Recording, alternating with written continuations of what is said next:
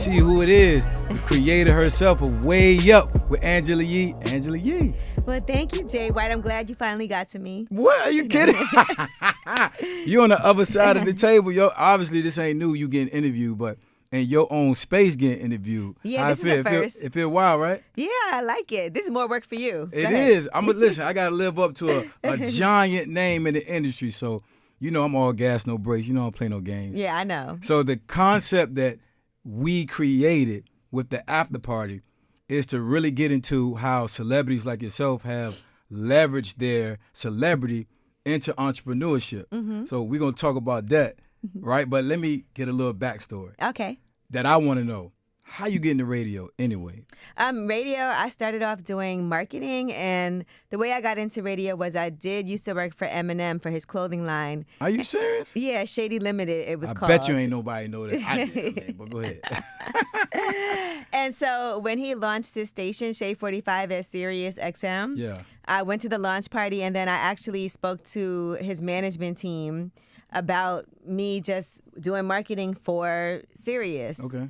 And they actually, his manager, Paul Rosenberg, and partner, was like, hey, why don't you try to do on air? Yeah. And we're looking for a co-host for the morning show. He was like, I don't know if you really want to do it or if they'll even hire you full time, but I definitely can get you in there to audition. And that's how it started. So, but was you with it? So when he's making those suggestions, was you already thinking like, oh, that's something I can get into, or you wasn't even thinking about that? I was a very go with the flow type of person at that stage in my life. Yeah. And so it wasn't something that I had even considered.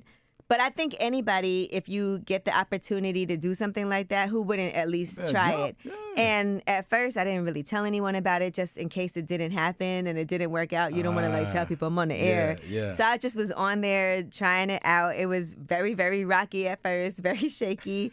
But at Sirius, they did tell me they liked the fact that I wasn't a trained radio person. Yes. They liked that I just was regular. Much like me, I'm raw. Yeah, and so sometimes that works because I think people who might be trained can feel like this is how I do it, and they like the fact that I would listen to feedback. Correct, and then you could be molded into however they want you to be molded for that particular program. Yeah, exactly. Oh, that's dope. How long was you on the show for?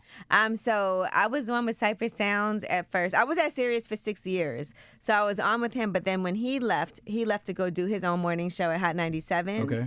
And I had the opportunity to go with him, but instead I decided to stay to have my own show.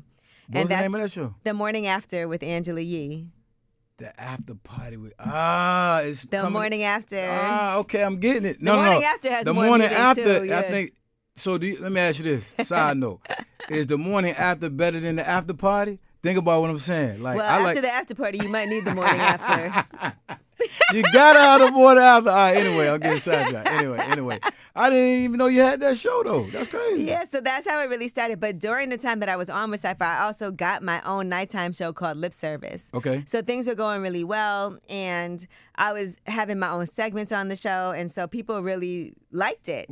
And so then I ended up getting my own nighttime show. It was once a week. You got a radio voice, though. Not really. You don't think so? No. Nope. Anybody ever told you that?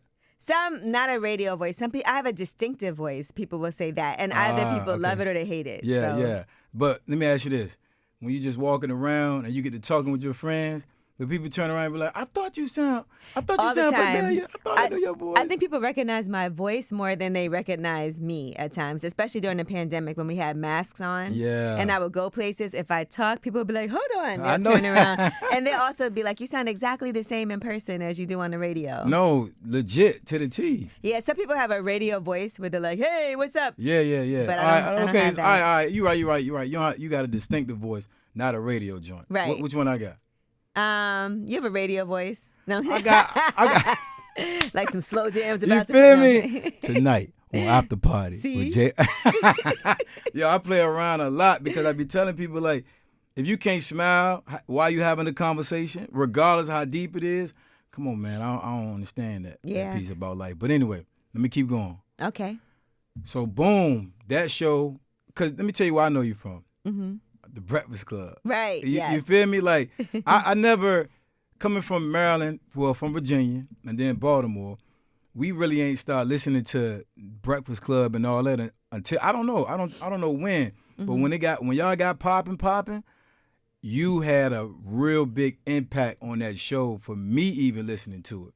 Well, thank you. But I'm pretty sure because of the ways that you brought the news and how you was just flowing through your segment, and then when you would give your opinion, it would be adverse to the other two. And I was just like, all right, cool. That make a good show for me. Everybody agreeing and all that. Yeah. I just can't fool with that. Was that intentional a lot of the times? No, I think I do. I would never say something that I don't believe. Yeah. And so if I say something and I have an adverse opinion, I wouldn't do that just for the sake of being a contrarian. Yeah. For me, and I feel like that about any aspect of my life. I'm never going to show out just to try to get some ratings or to get some attention or to go viral. 'Cause that's corny. Yeah, that's never been my thing. Even, I remember we did this show called Gossip Game on VH1. Okay. And I remember one of the that? women on the show were like, just in case things get a little crazy or I say something about you, just know I'm just trying to make sure we get ratings. And I'm like, well, I'll tell you right now, I'm never doing that. Yeah. So that's never been my thing.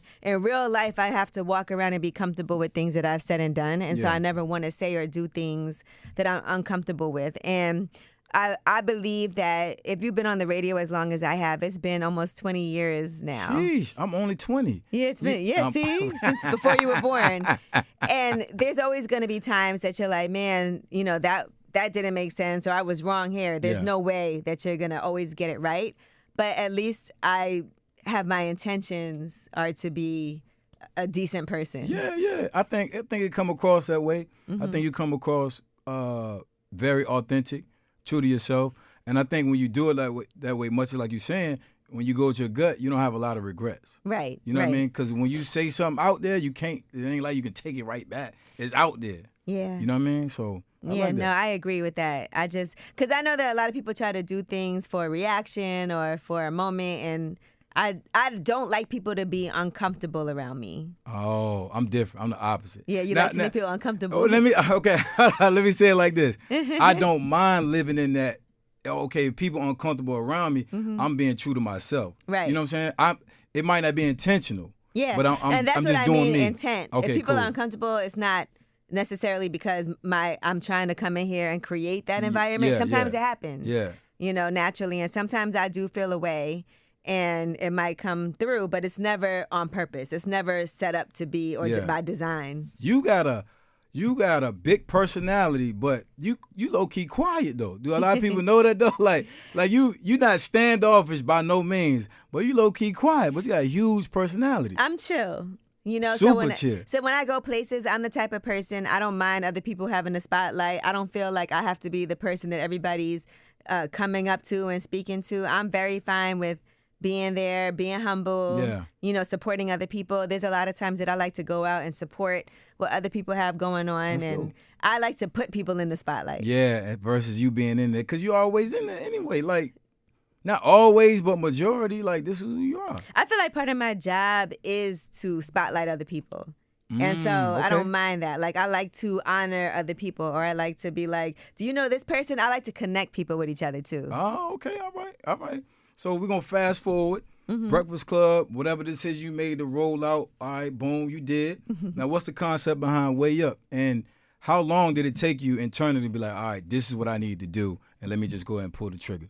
Yeah, Way Up with Angela Yee. Well, so I've always kind of had my own thing going on. I always had lip service. Yes, ma'am. Still. And clearly, before I did the Breakfast Club, I had my own show, too. Okay. And so I really knew at some point I wanted to get back to that. Even when we started the Breakfast Club, I knew that at some point I would get back to doing my own thing. Yeah. Because I feel like curating and creating your own content is a very powerful thing to be able to do. I agree. And so a few years ago, before the pandemic, I even have been having conversations about how can I bring what it is that I do to iHeart and separate myself, even if it meant me staying on the Breakfast Club but still building my own platform, because that was always important to me. Yeah. Even me doing Wealth Wednesday, me still having lip service as a podcast. Yeah.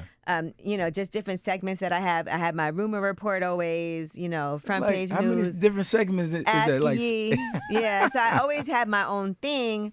But to me, I knew that I wanted to have my own show, even if it was a weekly show or a weekend show, whatever it is. I knew at some point, as we progressed, that I wanted to be able to do that. And so I had definitely put it in the ears of the higher ups at iHeart. Yes, ma'am. So they were quite aware of what I wanted to do, because I think it's important to, when you want to do something, voice that. Okay. And let people know, look, I like being here. I want to stay here, but this is how I want to make sure that I grow. But I see myself like this. And what it is that I'm doing, because Dope. sometimes people can get really stuck in a position and not say anything about it and just feel like someone's supposed to come to you and offer you something. It's important to put it out there that you want it and let people know, so that when the opportunity comes, they're like, oh, Angela's been saying she wanted to do that. Now here's an opportunity that I see. How can we make this happen? Because something like this, it doesn't happen overnight. Correct, yeah.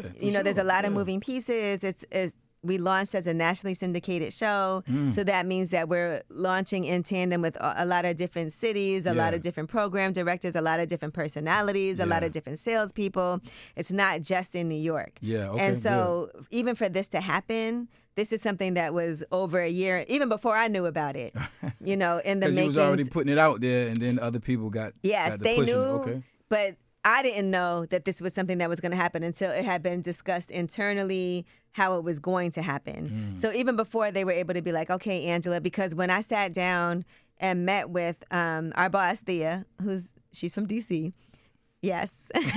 But when I sat down and met with her, that's something that had already been a conversation, long before we had an opportunity to sit down, for them to even be able to present that offer to me. Okay. And when we met, I thought she was offering me something in the evening, something that would be weekly, something that where I would have to still continue doing the Breakfast Club and also do this. But she actually gave me an opportunity that was far above what I thought was possible. So what you got is you didn't even recognize you was going to get. I didn't know. Oh, that's fire. Yeah, so when she Wow. offered me this, I didn't know what the name of the show would be yet. I just knew that they were giving me the opportunity to have my own syndicated show. That's dope. That would come on after the Breakfast Club, which was amazing for me. So That's dope, yeah. How you feeling? So great decision, good decision? I'm happy. Okay, good. Yeah, I think it was a great decision. I feel like life has been...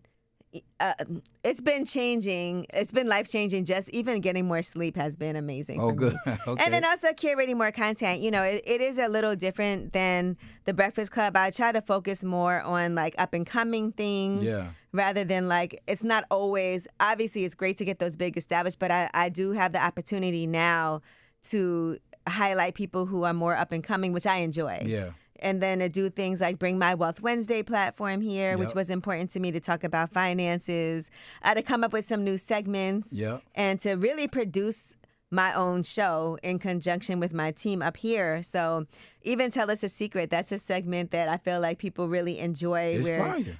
people like call in anonymously and just reveal. So wow. Yeah, there's some wild things. We don't want to hear yours, Jason. No, listen, Okay. I ain't giving mine. This is my show. This is Don't- my segment. I'm good.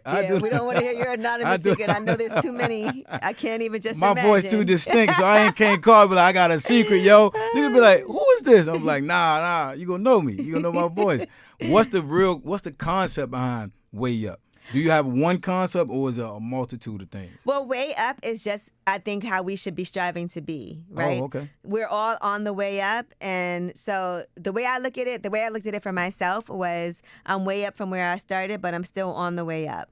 So no matter where we are, we should look at where we came from and say, wow, I've come a long way. Yeah. But at the same time, keep on trying and striving to elevate. So we're still on the way up. And, they always tell you how you treat people on the way up is important, because sometimes you come down. Yep, and you can go right past that person that you was treating like crap. Yeah. And they look at you like, So that's why the focus is always just to be way up. So let me ask you this question. Let me get an interview tip. All right, so I interview entrepreneurs as well.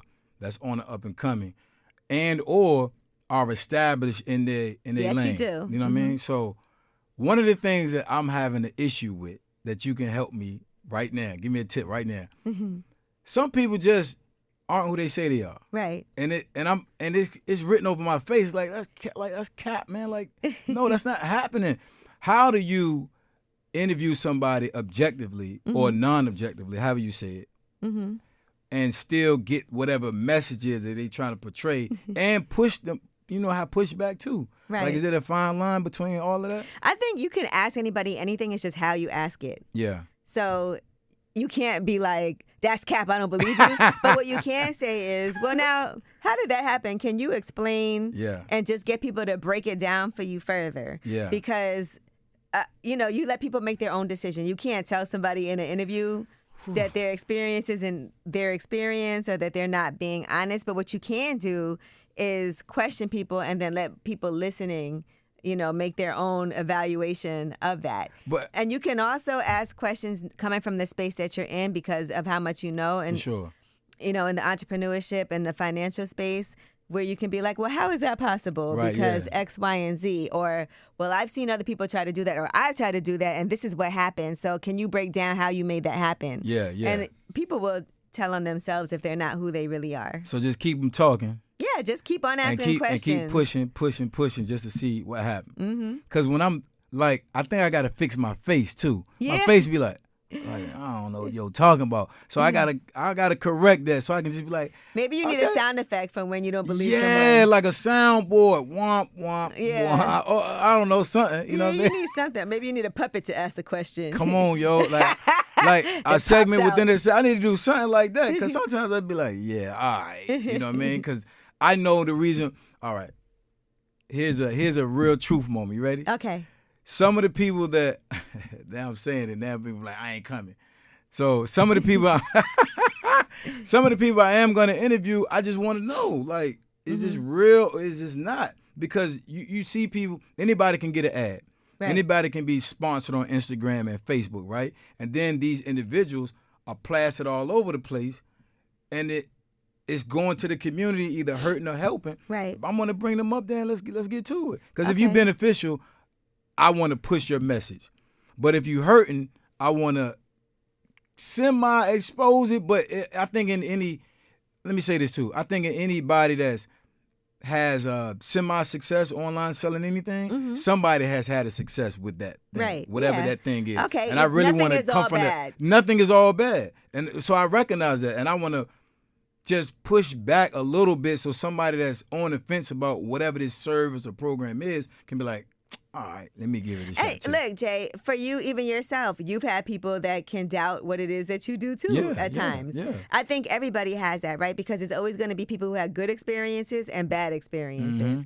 It's just, do the good outweigh the bad? What are the intentions of it? Yeah, intent. Yeah. And then people also have to know how to make educated decisions on what they're doing with their finances. Like, you have to see things for yourself. You do have to still do your own research no matter what. 1,000%. And then you also have to implement. There's sometimes that people will sign up for something or take a master class or get mentorship and then not do the work themselves. And you do still have to put the work in. So people have to be in that mind frame where I'm doing this, I'm serious about it. I know this is going to require X amount of time from me and X amount of work from me. And I'm still always trying to be elevating what it is that I have going on. But I have a responsibility too. 1,000%. So with the finances, because you keep mentioning it, is that how Wealth Wednesdays came about? Like, talk to me about that. So Stacey Tisdale's my partner in Wealth Wednesday. Shout out Stacey. The way that this happened was she really came on the show, to talk about finances. And she's also an author, also Wall Street Journal, also been on the stock trading floor, the NASDAQ, all of that. And so for me, I was always trying to learn. Okay. So I know I have my own journey when it comes to entrepreneurship, when it comes to real estate investing, when it comes to finances. I've never presented myself as like an expert on those things. Yeah. And so for me, teaming up with Stacey, it was also a way for me to learn things, but to bring those things to the community. So the way we initially started it was, let's just do these free events, once a month at my juice bar. Okay. And we were bringing in people who were experts. We had a whole thing that we did with Google where they taught you how to use Google AdWords to help you elevate your business to the next level. Entrepreneurship. Sometimes people think that's expensive, but why is it important? So that when somebody Googles a certain service, you want to come up in that first page. Absolutely. How can you make that happen? What are the best keywords you can use? How much does that cost? Yeah. Regional marketing, all of those things. So that was one thing that we did. We've done different programs when it comes to real estate, when it comes to the small business services. We had the commissioner come in and bring the RV so people could sign up for those services on the spot. Yeah. And so for me, it's having the access to these people who are experts in their field. Yeah. And Stacey has a ton of access because people respect her. For sure. You know, in the world of finance. And so being able to bring in people, I've had Dara Fairweather, she's the chief economist for Redfin, come in and talk about real estate. We've had Rocket Mortgage. We've had so many different entities come in where we brought in experts where they can come in and talk to you about what's going on. That's dope. And so you can take that information and do what you will with it. Wealth Wednesdays. Wealth Wednesdays. And it's always free for people who are watching the show or who came in person to see us talk about whatever it is that was a topic. Student loans was a big topic for us at one point. Okay. You know, so just being able to provide those resources, because those are things that I wish that I would have had when I was coming up. Even with Terry Ijeoma and her trade and travel program, I would love to be able to trade stocks more. You know, me too. Yeah. I just can't. I obviously there's a lot to do out here to make money and sustain money and sustain too. Money is out here all over the place. It's so much. I think you said it best earlier. Number one, you got to do your due diligence. Number two, you got to make sure whatever this thing is, you can put in the work to make it work for you to have a level of success, because success is relative, right? Yeah. Success to you might not be the same to me. But if I put in the work, I'm going to get something from it based off of whatever this venture is, and that's dope. And people learn different ways. Some people have no problem going on YouTube and learning how to do things off of YouTube, and they're able to do it that way. Yeah. Some people, it's easier for them to have somebody that can walk you through it. Some people work better in an environment that's more like a classroom where other people are like-minded and you guys are supporting each other in a community. It just depends. So, like, is that like a form of like community service? Because let me hear you. Check this out. The way you talk about Wealth Wednesdays and giving back and feeding the community with this information, have you always been like, yo, I'm going to get to a certain level, or while I'm getting to a level, let me expose this information for any and everybody who's willing to listen to it? I think for me, it's more personal just because I didn't have that. And I remember when I first opened up like a Roth IRA, it was just because I had somebody come on the show when I was at Sirius. His name was Billy Shakes. He was like a rapper / financial planner. Okay. And so he actually was the person that made me start thinking about investing and about retirement and all of that. And it was something I never thought of before. And I think sometimes we just need to hear that message. Yeah. And at some point it'll resonate. I'm sure people had mentioned it to me before. Yeah. But for me to have somebody sit down and be like, let's just open this up for you right now. Now, let's do it now. Sometimes you need that. Yeah. And that so big push. There's so much information out there, so many people out there that can provide it. But sometimes if we're not open to hearing that, for me, I was like, I got student loans to pay, so I can't even think about that. But you can start investing in your future. Even when you have student loans, you can do it little by little. And obviously, the earlier you start, the better. You went to college, yo? Yeah. What school you went to? I went to Wesleyan University. There's so much I don't know. In Connecticut. There's so much I don't know. Okay, cool. All right, real quick. What's your vision for Wealth Wednesdays after party with Jay White? Man, I love the fact that you've been having these conversations with people who are, I guess, with the celebrities who we look up to. Even some people that I was like, okay, I never heard this person, sit down and do an interview before. I just watched the movie Air. Okay, yeah. So to see the interview that you did right after Shout out to Boo Williams. Right after I had a chance, I was like, oh, let's put this all into perspective. So I like that. Okay. I like hearing people talk about, their journey, because it's all very personal. We all have a different way that we got to where we are. We've all had our ups and downs. I like seeing the vulnerable side of people so that you're able to have those conversations because of your own experiences. Yeah. And I think that helps to see somebody who looks like us, talks like us, isn't the person that came from like this, rich family that was handed things. Yeah. I like to see that because it makes it more tangible and attainable for people. And so even for me, that's my story too. I wasn't handed anything. I worked really hard to get to where I am. I'm always trying to learn and grow. And so for you to be able to sit down and have those real conversations, I think it's more relatable for people who you're even interviewing, to be able to feel like they can open up and talk about it. And I think people in general, and I said this earlier, are good. I think the majority of people in this world are good, I agree. and they want to help other people too. And so if just sitting down and doing an interview with you can spark something in somebody where they're like, I'm about to do this, or I was doubting myself, but now I want to try this, or just anything that they can hear that can be an inspiration is important. So for you to have those conversations and inspire people and change people's lives, because Yeah. really, even if it's just one person who's like, after hearing that It's interview, dope. I want to do this, that's a big deal. I agree. Listen, we got to do a part 2. I got to have you back on my show again. Yes. As much as I can. Because I'm learning from you. As I'm interviewing you, I'm learning so much. How you answer the question, how you respond back, how you throw me the alley-oop to ask you another one. You know what I'm saying? Like, I'm putting it all together, yo. So you want to sign off and say anything before we take off? Well, listen, this was a great after party. You know, as I'm getting older, these are the type of parties I like. And then the morning after, you hear me. No. All right, and you know, I appreciate you, yo. I Thank you so appreciate much. you We're going to too. do it again. Yes, absolutely. Yo, catch this episode and more. Wealth Wednesdays after party with Jay White, first name, last name. I'll holler.